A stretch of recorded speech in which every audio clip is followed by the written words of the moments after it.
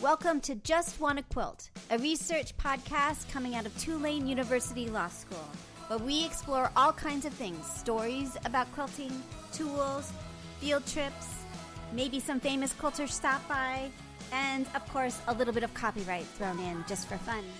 This is Elizabeth Townsend-Gard, your host, and I'm a law professor at Tulane University Law School and a faculty fellow at the A.B. Friedman School of Business at Tulane. And I just want to quilt. So today we talk to Amy Meissner. She is a art quilter. She's an artist. She has had a really interesting career, and she talks to us about sort of her journey. She lives in Alaska, and she does these incredible projects. So what's your first memory of someone sewing or quilting in your life? That would be a memory of my mother sewing. I grew up in California, and we lived in a double-wide trailer, so the walls were really thin. And for some reason, I don't really know why, but there was this alcove in the bathroom, and I think it was probably where the washer-dryer hookup was supposed to be. Yeah. She had, for a time, not always, but she had kind of claimed this little alcove as her little sewing space. I like that. And so, and literally the toilet was right behind her, but she would sew at night, and my bed was on the other side of that wall. And so I would fall asleep listening to the sound of the sewing machine. And so she made all of our clothes. She was raised on a farm in Sweden. She was raised by her grandparents. So she has a certain sensibility in terms of making and being self-sufficient and making do.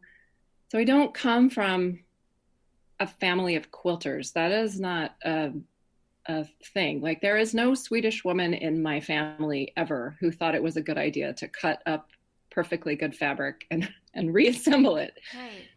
But they were weavers and embroiderers and crocheters and seamstresses. So my grandmother in Sweden worked in garment factories her whole life, either as a seamstress or as a cutter. And so that's my, I guess that would be my first memory. Interesting. Listening to the sewing machine, and then, of course, embroidering with my mother at a really young age. I think she taught me how to crochet when I was probably 3 or 4. And I just made this really, really long chain. That's really cool. Yeah, great. But yeah, and then just embroidering. That's with really her. cool. I like that. Yeah. That's light. So how did you get, so your work is incredible. Thank It you. runs the gamut. First, I first saw you with the Girl Story series, which was just stunning. But the Inheritance Project and the Vein series, and then all the public commissions, which are like, you're such an artist in this amazing, it's the breadth of your work is sort of kind of what sort of gets me, is that every time I see a piece of yours, I'm just like, it's just amazing. Like the public art dragon is just like gorgeous. And then you look at the Girl Story series, and it's just so beautiful and heartbreaking and strong, and you know what I mean? Like, it's just like, it's just really, I'm just really amazed. So, and I love sort of your website. If people go to your website, which is just is it your name, right? Is it? Yeah, it's amymeissner.com. And Meissner spelled M. It's in case people are want to for sure go. It's meissner.com. Yes, and we'll have a link to it on our webpage. But I love how you're so thoughtful as well. Like, you're a beautiful artist, but you're incredibly thoughtful. And so I really enjoyed the website as well, because you've got so many words.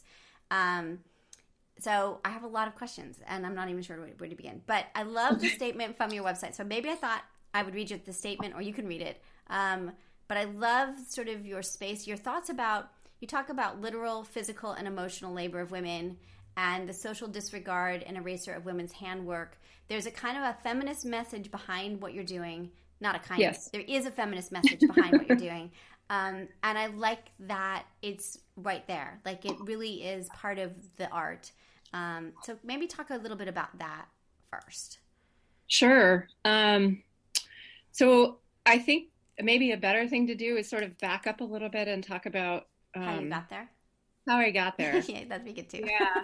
That's what I usually do, but I kind of got like a little, I jumped out, I got too excited. Like I would, yeah, I'd love to jump into it, but I guess what I'll say is I'll talk a little bit about that, and then I'll sort of take a step backwards. Sure. Because I haven't always done this work in this way. Yeah. I've really only been doing this work since my children were born. And what do you mean by this work? So this work with textiles, and being an artist who works with textiles. So I've always had a creative career.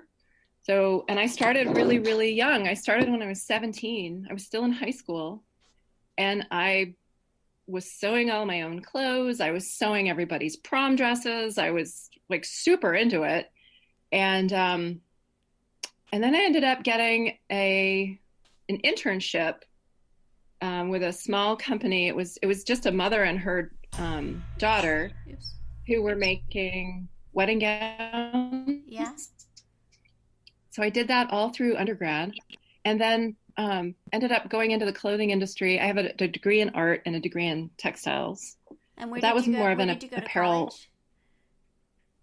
I went to school at the University of Nevada, Reno, Oh, yeah. which is where I grew up. Uh-huh.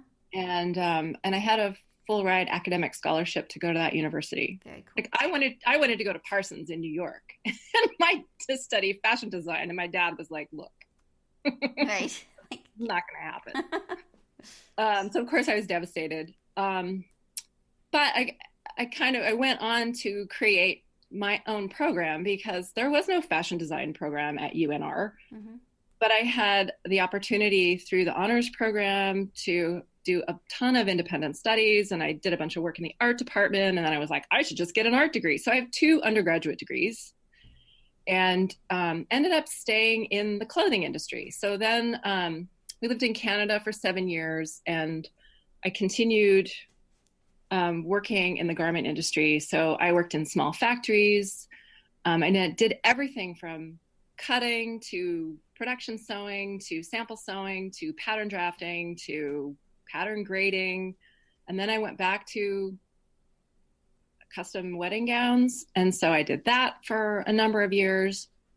So by the time I was approaching my 30s, I'd been doing it for 12 years. 9 of those years was doing wedding gowns. So I come from a garment industry background. Mm-hmm. Like that is like the sort of the That's heft. right. And then when we moved to Alaska, I was done with the garment industry. I was just like, I cannot do this anymore. Why? At one job, I had 9 bounced paychecks. Really? The last place I worked, you just aren't treated very well. I won't go into it too much, but there's always somebody waiting to take your place. And it's usually other young women and who are desperate to be doing that kind of work. That's hard. As was I. I was so passionate about it. It was what I had wanted to do always. I always wanted to be in clothing design. Yeah. And so it was pretty heartbreaking to come to a point in my life where I realized I needed to step away from it. That's really hard. It was really hard. Yeah, it was not glamorous. Because it's like your first love. I mean, it's like, it's more than just a job. It's like what your love was. It was what you were sort of focused on. It's hard. Yeah, and it felt defining. You know, it was super defining. It was who I was. Yeah. But I was still young. You know, I've been working since I was 17. So, so there was time, I felt, to make a major shift. And the other thing that I had been super interested in while I was in art school, that wasn't ever anything that I could have put up on the wall for critique or anything, because it wasn't that. It was a fine arts program. And I was doing big watercolors of nudes and that sort of thing. But I had always really been interested in children's book illustration. And so when we moved to Anchorage, I was accepted into an MFA program for creative writing. Oh, cool. And so I did that, and I focused mostly on creative nonfiction, so memoir. So that's what my thesis is. My thesis is a collection of memoir. That's really interesting. And at the same time, which I ended totally up, explains your blog, right, and your yeah, website, it does. because It's definitely it an is extension. so like, that's so interesting that you did creative writing, because it was like, wow, like, this is really good. Like, you know what I mean? It wasn't just like, you know what I mean? There was like an elegance to the writing that really got me. And that's got to be, I mean, you've spent time doing that, so that makes sense. Yeah. Right. Yeah. It shows. Then, but simultaneously, Yeah. I got my first children's book project as an illustrator. And so over the course of the next 10 or 12 years, I illustrated, I think, about 12 children's books. So some of them are picture books, some of them are chapter books. And I thought, this is perfect. This is, you know, I knew that I wanted a family. And my husband and I had been married for, 13 years at that point. And now I was done going to school, and it was going to be time to have a family. And I was going to be able to work from home and be this children's book illustrator and just put a baby on my back and just keep working. Right. And then my first child was a child who cried for 8 months solid. I had one of those. I had one of really those. Hard. It's really hard, right? Yeah. And I was not young. I mean, I was 34 when I had him, and I thought, I'm smart and I read all the books and I'm going to be really good at this, and you're just going to fold into my life and it's going to be just easy. Not easy, but I didn't ever think it would be easy, but I had a plan, damn it. And it was going to work. Right. And it just didn't in the same. And I found, all the whimsy and all the lightness and all the fun and humor and everything that I had been able to put into children's books up to that point. God, I just felt like it left my body. Really? It absolutely just left me. That must have been really a weird thing, because you think of like motherhood as a moment of joy, like that it would just increase that kind of creativity, love, all of that. Yeah. But it didn't. Not for me. I mean, certainly I love my children, but I really had some postpartum issues. It's really interesting. Just on that spectrum of depression versus, the blues. I was somewhere in there with postpartum anxiety and postpartum OCD and, things that having a baby really heightened, some of those. I already am kind of OCD. I mean, you see it in my work, but it just got even worse. It was really tough on me. And so I had to stop. And, I had a publisher in Canada. They were so great. I did a couple of projects with them even after my second child was born. And, but it's a 3-month turnaround for a chapter book. Yeah. And when you've got a toddler and an infant, and I had a part-time nanny for, part of the time. And I remember sitting in my studio looking out the window, and it was June. And, in Alaska, we live for summer. Yes, right. So yesterday was solstice, right? So it was the longest night of the year, right? So we live for summer. And I'm looking out my studio window at the nanny sitting out on the blanket in the yard with my son, who was, like 3. And I just thought, why am I doing this? It was just, it was really hard. So I thought I'll just take a break, and I can always come back to children's book illustration. And my publishers were great about it. My publisher in Canada was like, you know what? They just stopped asking. And finally they just said, you know what? We're totally here for you. You just let us know when you're ready to come back into it. That's really nice. It was really nice. Yeah, they were super supportive. And around that same time, this thing happened in our home. I mean, lots of things were happening in our home. But my son, who was probably about 4 at the time, slipped a penny behind a nightlight in the hallway. Mm-hmm. And it fused to the prongs of the nightlight, and it sent like black smoke up the wall, and it sent off all of the smoke detectors in the house. And it was really scary. It was really scary for him that it happened. It was terrifying for me. And so he had a really hard time processing that. And it kept asking me for months and months and months, like, what in this house is going to catch on fire? Wow. What can catch on fire? And I would tell him, I was really clinical about it. And I would say, oh, the paper is going to catch on fire, and the bedding and That the must have been horrible cloth for all can of catch you. on fire. You know, these are really all the things that can catch on fire. Wow. And he kept asking me and asking. And I thought, God, like, what? And it's just like points to that monotonous time of motherhood where the questions, it's the same question over and over. But what I realized is that I really wasn't listening to what his question was. And so I started probing a little further and realized that he was he finally said, well, could the lamp catch on fire? Just catch on fire. Like, right. And I said, for no reason? And he said, yeah, just catch on fire. And I said, so what you're asking me about spontaneous combustion? He was like 4 trying to figure this out. Because he couldn't understand why what he did made the fire happen. Yeah, exactly.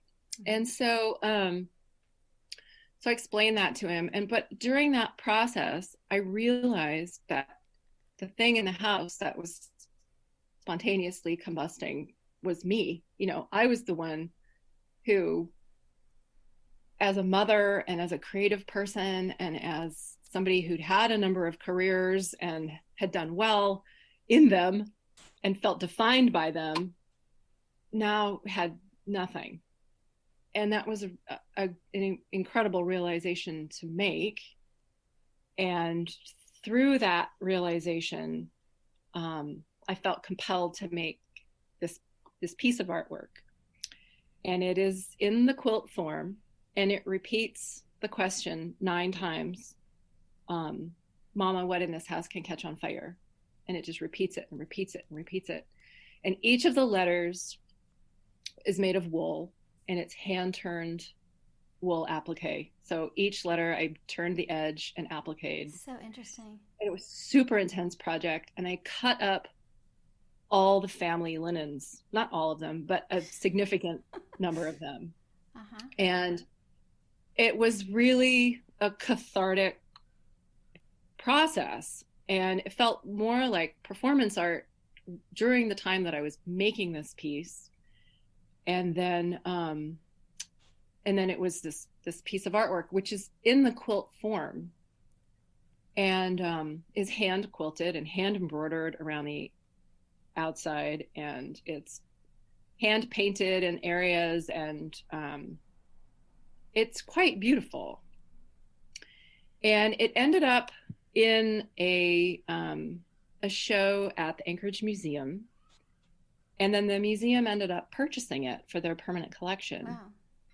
So it's like literally the first piece of artwork I had made in this form, and it just became this catalyst for the rest of the work that has come afterwards. So what made you turn to quilting for that piece?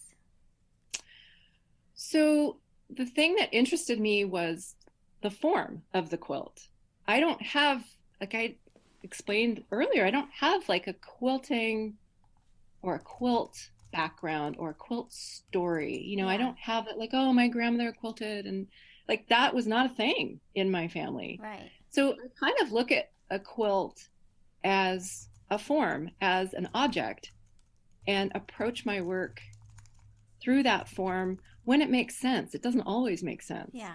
I guess I'm always weighing that and always wondering, like, does it make sense? So for that piece in particular, the expectation of a quilt is that it's going to comfort you, right, and keep you safe and keep you warm, or right.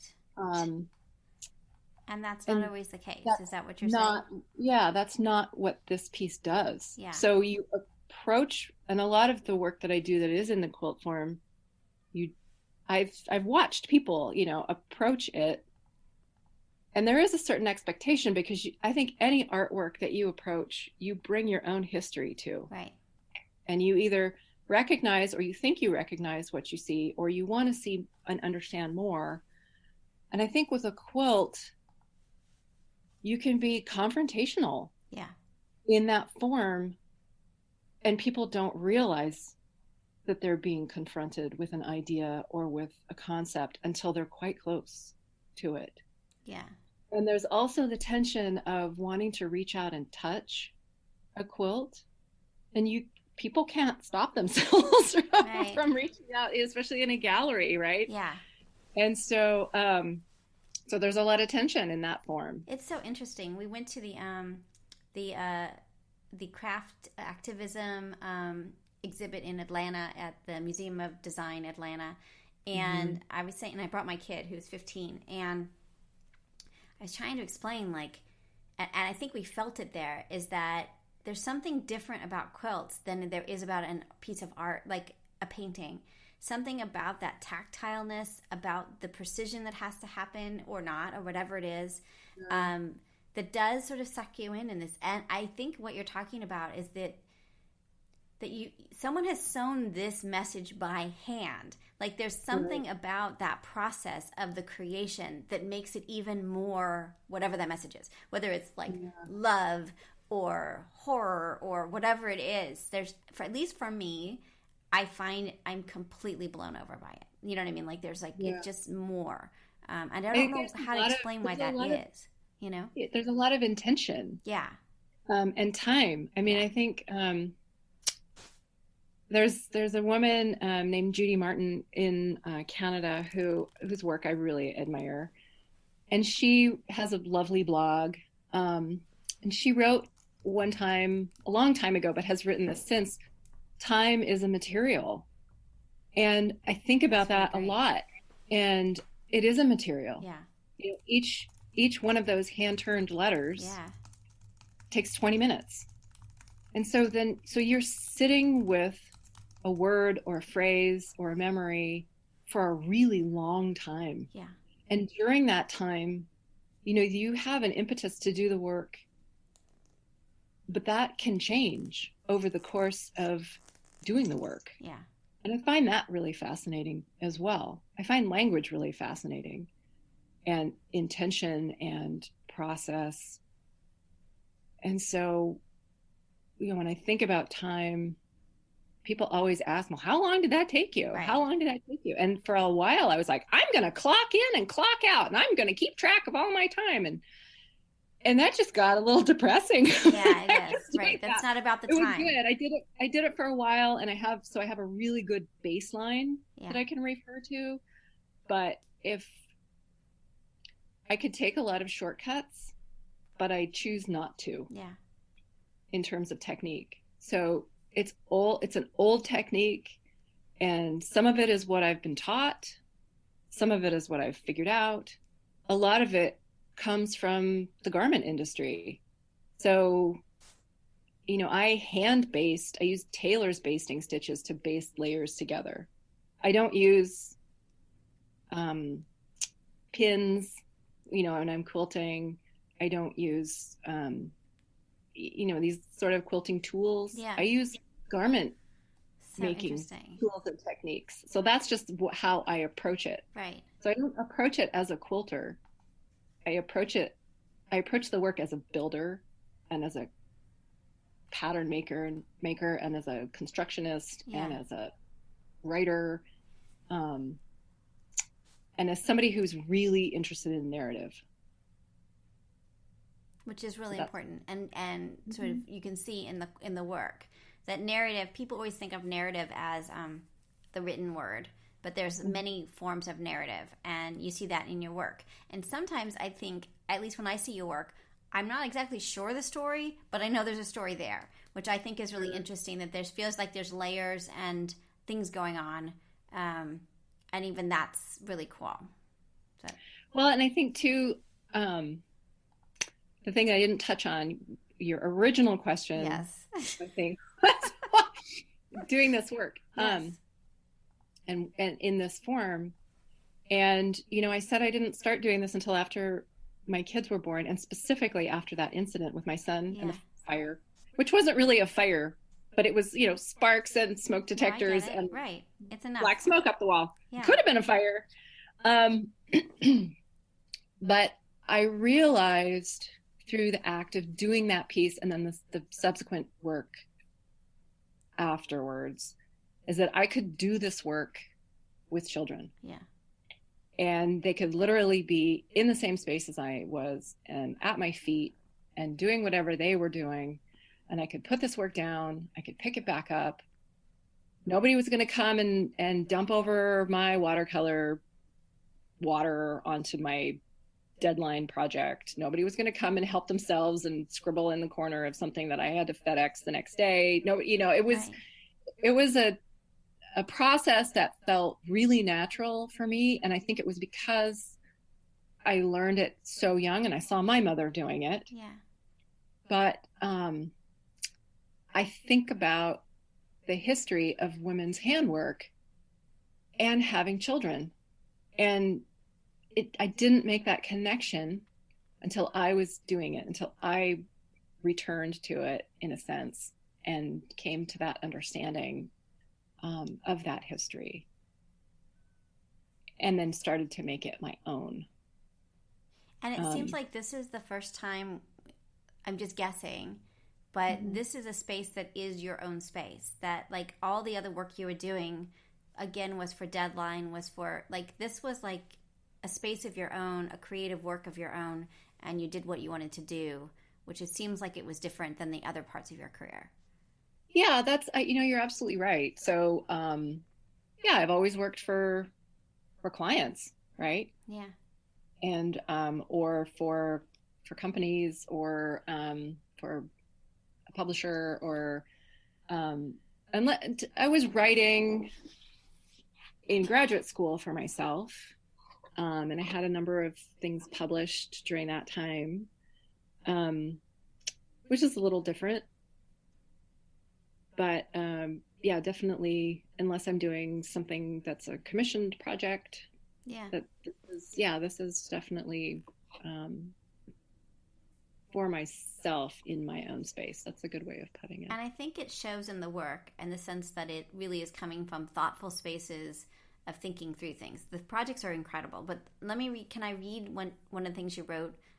It's your statement from your website, which I think is really, really cool. Can I take just a minute to read it? Or you can read it. Do you want to read it? Do you want me to read it? No, you go ahead and read it. I'm curious. Somebody else read it. Hand stitching isn't fast work. It's a quiet skill that feels tenuous, nearly lost when placed in a contemporary context.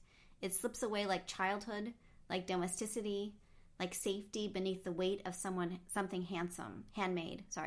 Beneath the weight of something handmade. I sew because I don't know what it is not to sew, despite the connotation of minor art or women's work. It's this expectation of what the hand-sewn form is. Protective, warm, decorative, so much like the definition of the domestic role, which compels me to heave against it. I take the traditional, beautiful handwork I was taught as a girl, then later as a professional seamstress, and couch it with the painful, uncomfortable, or frightening. My intent is to create thoughtful, arresting work, reliant on layers of narrative within the pieces themselves and within the history each viewer brings. This is time-based work using old skills, an act of cutting apart and piecing oneself back together. I was like stunning and beautiful and amazing and very much feels like, I don't know. So maybe I should just, what are your thoughts when you hear that? What are your thoughts about that statement? Well, it's interesting to have somebody else read it. Yeah. It's nice to have somebody else read it.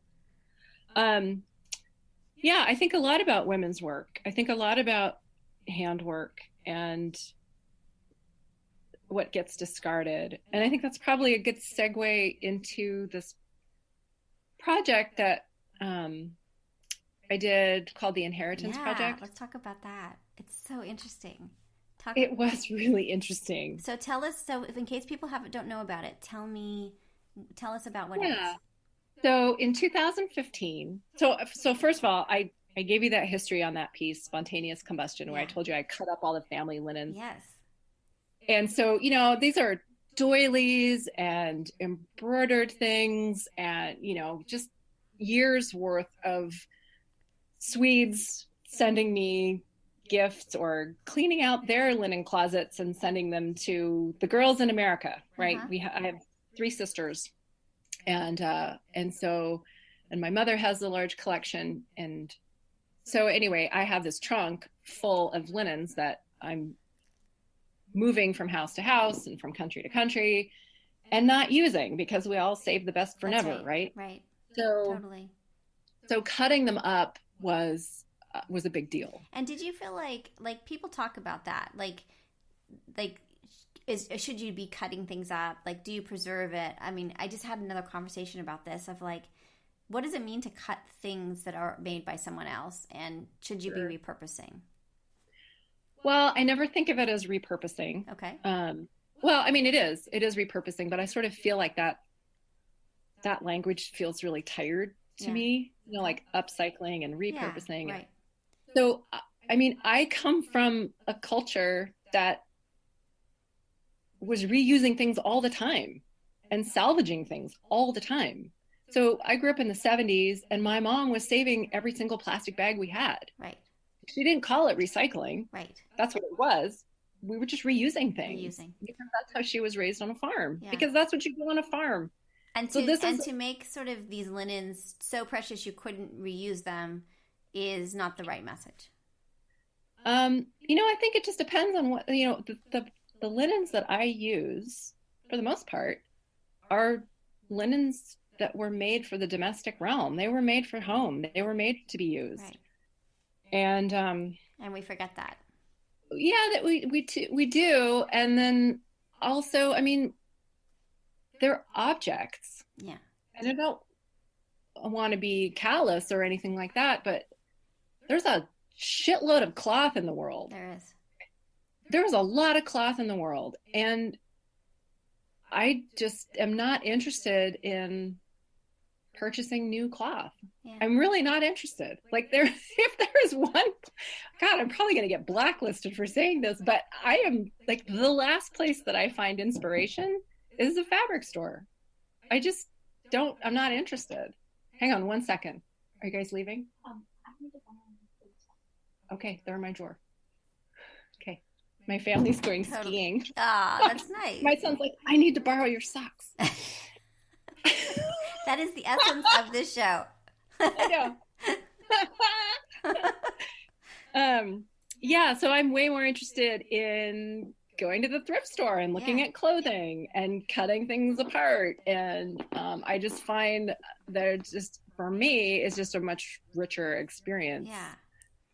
And I wish more people would do that. And I think coming from the garment industry and seeing the incredible amount of waste in that industry. Yeah, you're kind of over fabric, I would imagine. You've lived your life with fabric. So you don't see fabric as there's some fabric, right? No. That's not your life. I would never, here's where language feels really important to me. I would never call my fabric a stash. I would never call it that. Why? Because to me, that just feels like you're being marketed to or something. That's interesting.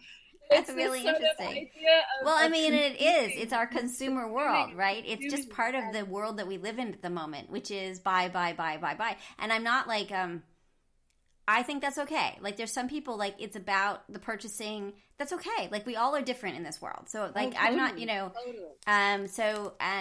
and the joy of purchasing and having the money to do that is part of their joy. And that I totally get that. Well, and I even have that. I like that part. But you need to support, especially small batch designers and people who are doing really special local runs of fabric. I mean, I think that's pretty exciting. But yeah, so for me, there is that sort of consumption that I'm always considering and wondering if there's another way. And of salvaging.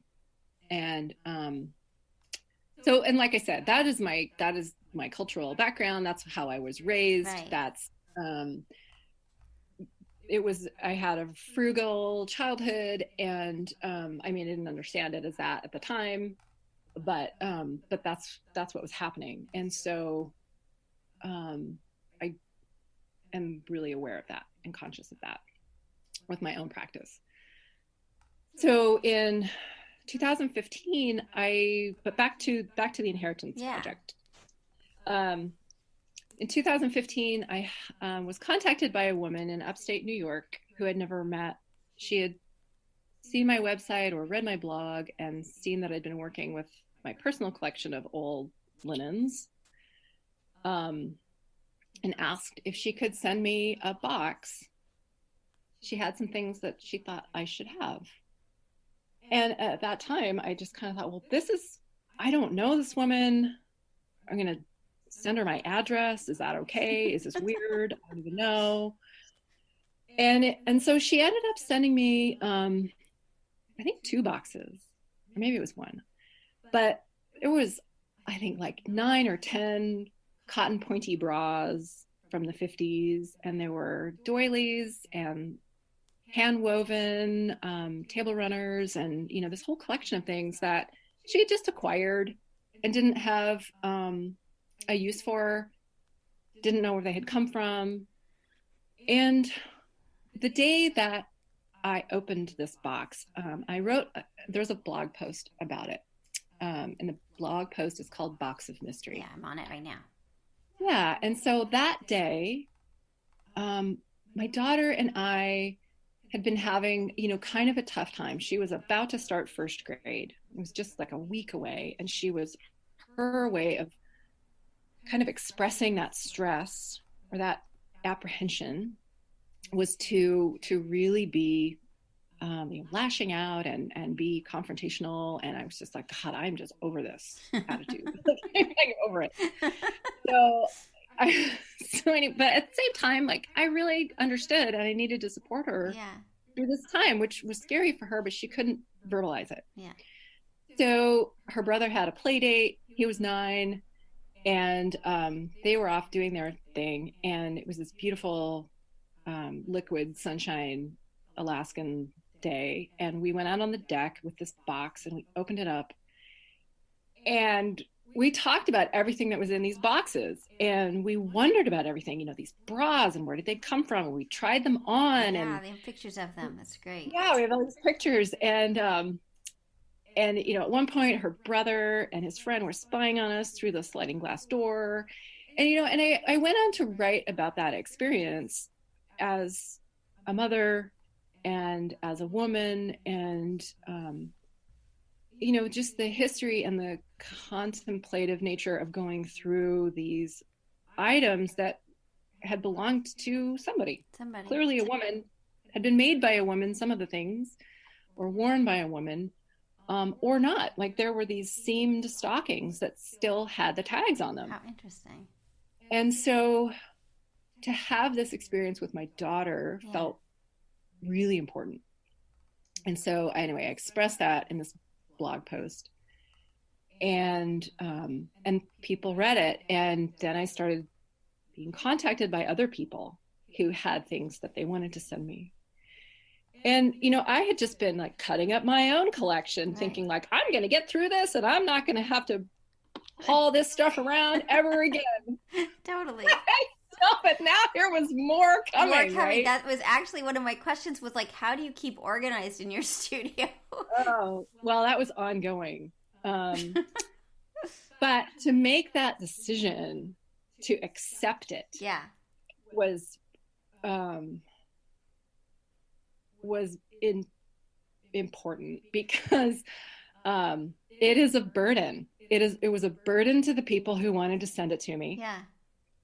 For whatever reason, it was either a literal burden, they couldn't move it around, they didn't have the room, they were downsizing, or they'd, acquired it for whatever reason. A lot of the people who sent work to me were artists, and they recognized the value in this work, and then realized over time that it wasn't suitable for their own projects, or, whatever the case was.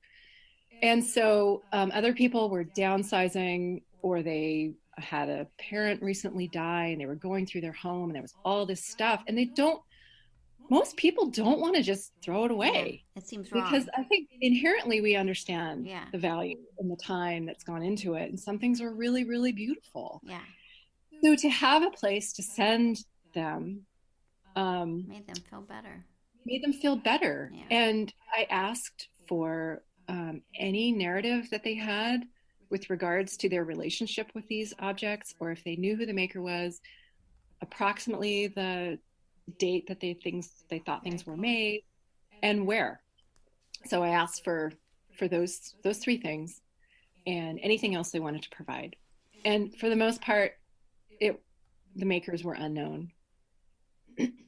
So I ended up crowdsourcing for 13 months, and I became the final inheritor. So with that had to come the understanding that these things were not going to remain in the same form that they were sent to me, and they had to be okay that they were going to be cut up or altered or changed in some way. And some people opted not to send things to me, which was great. They looked at objects with new eyes and new realization or new understanding. And so they didn't send me things, which was great. And that's what I think ultimately you want to bring an awareness and value to this work, which has basically been discarded. So I received somewhere around 650 objects. Wow. And even after I officially stopped crowdsourcing, I would still get things here and there. And when you crowdsourced, where did you, because you had it on your blog, I think, right? It was just through my blog. Really? Wow. It was just through my blog. So it wasn't, I didn't go through any sort of platform or anything. So all of the admin was on me. Wow. So I had huge spreadsheets and, keeping track of all sorts of things, because I didn't know what information I was going to need. I didn't know what this was going to become. And I just knew that I was sorting through these objects, and then I was going to be the conduit through the lens of my personal experience, creating work from this raw material that expressed this labor of women. This is the literal labor. And we're going to express that, but then also, their body labor and their emotional labor. That's really cool. So those just kept coming back to that. That's really cool. So it ended up becoming a body of work that became a solo exhibition, which debuted this summer at the Anchorage Museum. So cool. It was a fabulous experience. There was a community art project that we did that was funded in part by the Rasmussen Foundation. And I also received a grant from the Sustainable Arts Foundation, which is a foundation that supports parents, writers, and artists who are parents. That's really cool. Which is awesome. So now that show has traveled to the State Museum in Juneau, and it'll be there until February. So I was down there a week or so ago installing the show there. And it's been pretty incredible, talking to people. I actually have somebody coming by the house this afternoon that I met in Juneau, and she's bringing me some things that she wants me to inherit, wants me to have. And so while I'm not officially asking for things, I'm not saying no either. If somebody wants to give me something, then, I will. So I had a number of people come up to me while I was in Juneau, and one woman ended up emailing me back, and she said, I pulled out my grandmother's quilt and I realized that I love it so much, and I'm not going to send it to you. Okay. I'm like, of course that's okay. Send it to me. I like and that also, so much. I've asked people to, before you send anything to me, please ask your children, right? Ask your grandchildren, ask your nieces and nephews. Don't send me something if you haven't checked with everybody. That's so funny. I don't want to. Yeah. And so, a lot of people just said no in the end, or just didn't hear from them again, which is totally fine. Now, we were 10 minutes till the end, and we haven't gotten to a lot of things, which I told you, I warned you. I know. But one of the questions I have is the role of intellectual property in your work. So these are found objects. Sometimes you know the people, sometimes you don't. the age of the material. So the materials you're using may or may not be protected by copyright. You don't care about that, I imagine, when you're working. Is that right? I don't know how they would be protected by copyright. I mean, I guess they could be, but most of them are kit embroideries or kit projects, or I mean, I don't know. Well, here's my take on it. I think it's for sale doctrine. I think it's that you're not changing the. It's like if you had a book and you cut up the book, you're not reproducing them. You're using whatever's there. So I think even if there is intellectual property, it's okay. Like, do you know what I'm saying? Like, it's found objects. They're not the copyright. It doesn't impact the copyright. Does that make sense? Right. Yeah. You're not reproducing that cross stitch kit and Hell making no. a pattern. You're just cutting it up, right? Cutting it up. Yeah. There's a piece that welds behind me. Yeah. You're looking at me. Yeah. Your listeners aren't looking at me. Yeah. But it's a piece that I've been working on for a couple of months that's using the reverse side of totally love that. Of cross stitch. That's so great. I love it. Right. Now, I have to say, okay, we're so going to run out of time because I'm supposed to do intellectual property with you. But on that reverse side one, are you only using backs that are, so my mom and I cross stitch like rabidly. I just grew up cross stitching. And her backs were perfect and mine were just a mess. And I liked the messiness of it. So are you using only pristine backs, or do you see that some are like messy too? It's both. Yeah. Some of them are a mess and some of them are pristine, and it's fascinating to me. I love that. Because that's how I was taught. I was taught the back had to look as nice as the front. I know, me too. And I rebelled. I know, absolutely. I did too. I just was like, fuck cross stitch. I'm not doing this ever again, ever. And I haven't, because I hate it. I like it, but mine are, even to this day, I just started cross stitching again because I was trying out these pair of glasses that make things really close. And so I was like, okay, I'll cross stitch again. I haven't done it for a while, but my backs are a mess. And I like it. I mean, it's a defiant act of like. Absolutely. Yeah, it is. Totally. No one's going to see this. And it's not about a point of pride.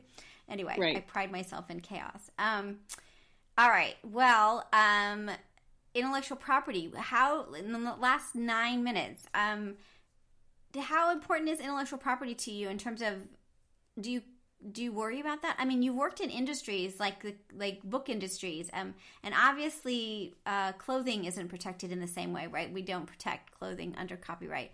How do you feel about it? Does it impact your life? Do you worry about people swiping your stuff or any of that stuff, or do you not care about that part? You know, I don't worry about it too much. I don't think that it's not like I'm doing some technique that is so special or so, I mean, I think about this when I'm teaching classes and that kind of thing. Like, I'm reteaching old techniques. There's nothing new that I do. And how do you feel about the work? Some of the works that you've done are just so specific and stunning, and you wouldn't want, what if someone, like, would you be upset? I mean, I think you would be upset, but like, are you worried about someone making their own version of any of the works that you're doing and taking it, and does that bother you? It doesn't seem like it crosses your mind, truthfully. Like, it really doesn't cross my mind. Yeah. Like, I'm thinking about it right now, and I think it would be unfortunate, and it would be, you know, I mean, I want people to come up with their own work. Yeah. Like, come on. It's just, I don't know. I mean, I would find it annoying, and it would be disappointing, I guess. But I don't really, I don't think about it too much. I mean, it's, and I think, coming from the literary arts too, like, I'm an editor for Alaska Quarterly Review, which is a literary magazine, and I've done that for years. And you can always tell a manuscript, you know, when it comes in and it says, you know, copyright by so-and-so and blah, blah, blah. And, you know, it's sort of like, okay, well, this is probably not going to be a very strong piece of writing because this person doesn't really understand that they don't need to put copyright all over it. That's right. And, you know, and so it sort of screams amateur. And so that's something that I think Well, I mean, about. I think that like with your pieces, I don't mean to interrupt. I'm just more panicky Yeah, about no, time. I see that your pieces, they're so complicated. Like, you know, ripping you off would be really a lot of work. I mean, it reminds me of like It would be a lot of work. You know, if somebody wants to right? do that, Yeah. then, you know, go for it. Yeah. Now, do you make, so in terms of the economic side of the work, Yeah. like where is the economics for you? Like, you're not making patterns. You're teaching sometimes. No. But Once like, in a while. what does the economics of this look like for you? So, you know, I sell work. I have collectors. And so I sell work to collectors. And I'll have work in galleries for sale. And so I do sell work that way. And then I do public art, which are larger projects. They're incredible. We haven't even gotten to that. They're incredible. We never got to that. But, you know, I am the, you know, primary caregiver to 2 children. And so I don't take on projects that are going to take away from the time that I need to be available for them. That's nice. So I really only work part-time. I work while they're in school. Mm-hmm. So for me to go into production, which I'm fully aware what that entails, you know, in terms of like mass producing anything that's for sale or doing craft shows or you know, that doesn't make sense for me right now. Yeah. And so, yeah, so I have this little self-sustaining practice that, am I making a ton of money? No.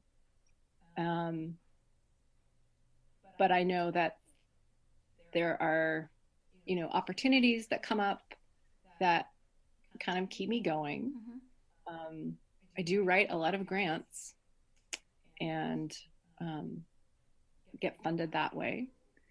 So it's not great. I don't know very many artists who, you know, make a lot of money, but that's not what it's about. And you've had a career where that was what it was about. And at this stage in your life, that's not what you want. Like, what you want is the freedom to create what you want to create when you want to create it. And you've figured out a way to do that. Would that be the right way to think about it? Yeah. I mean, I think I worked my ass off in my 20s. You know, when my friends were traveling the world and, you know, going great places, I was working 60 hours a week. Yeah. And so it was a time, you know, my husband and I have been married for 25 years. And so we've been working towards this for a long time. And so I think when you're doing that, you're able to be in a financial, at least we were able to be in a financial position where when it did come time to have kids, I knew I wanted to be home with them. Yeah, I get it. I totally get it. I think we were in the same boat. We knew each other a long time and had a kid, and it was hard to have a kid. I mean, it was physically hard for me to have a kid, and it was a choice of like, I want to be with this kid. Like, we got here, and like these years don't last very long. So like, this is what for sure. You know. I mean, the day-to-day lasts a long. Don't get me wrong. It's the longest, shortest time. I know, right? Like, people are like, it goes by so fast. It's like, not today. Yeah. Today, the Swedes have a word for it. I don't know the word in Swedish, but the translation is the small child swamp. I'm coming out of the small child swamp. Now they're, you know, big enough to borrow my socks. That's nice. I like that. I like that. Yeah. Well, this has been a really delightful, fast hour. It's been great, and you're amazing, and your work is amazing. It's amazing. I adore your work, and when you get a chance, or when you start to do another project, or when you are bored or willing to come back, I'd love to talk more about the work that you're doing. And we didn't get to the Vein series and Quilt Story Public Art Commission. No, we didn't get to hardly anything. I know. See, I warn you. Like, you know, I don't know why, but we're very inefficient. I like the idea of time as a material, because I feel like the podcast, we can talk as long as we. I mean, we can't today because like people booked. There's somebody coming in at noon, but we could take as much time as we want to talk about whatever we want. And I love that about the format. So yeah, it's great. Cool. It's great. Awesome. Yeah, I've been really impressed going back and listening to your other discussions too. It's been It's been great. Oh, thank you. I appreciate that. It's such and again, it's like I'm really enjoying this project. It's really special. It's a smart project. Well, Yeah. thanks. I appreciate that. Really. Do you want to review this before I post it? No, go for it. Cool. Awesome. Yeah, no, I'm fine. Do come back. I would love for you to come back. So That would be so great. You're amazing. I love your Thank you, stuff. Elizabeth. So, This has been super fun. cool. All right. Take care. Bye, yeah. Take care. Happy holidays. You too. Bye. Bye. So you've been listening to Just Wanna Quilt, a research podcast coming out of Tulane University Law School. And I'm Elizabeth Townsend Garr. If you like this podcast, keep listening. Also, we have a Facebook group. Come join us. We talk about a lot of things. We also have an Instagram account. And of course, most importantly, I really hope you get a chance to quilt today.